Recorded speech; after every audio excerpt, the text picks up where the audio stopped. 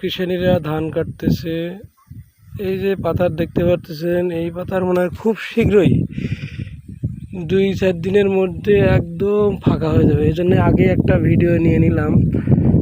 দেখেন যত দূর চোখ যায় শুধু ধান আর ধান। এই ধানগুলা এখন কাটার উপযুক্ত হয়ে গেছে।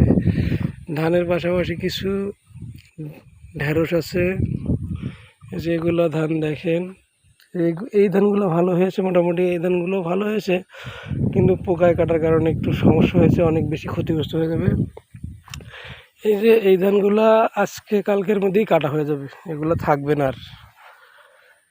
তারপরে দেখেন ওই যে ওই পাশে ভুট্টা দেখা যাচ্ছে, আরও লোকজন দেখা যাচ্ছে, ধান কেউ কাটতেছে, কেউ নিচে বসে কাটতেছে। ওই যে ওই পাশে কিছু কৃষক যাওয়া আসা করতেছে, হ্যাঁ দেখেন যে যাওয়া আসা করতেছে।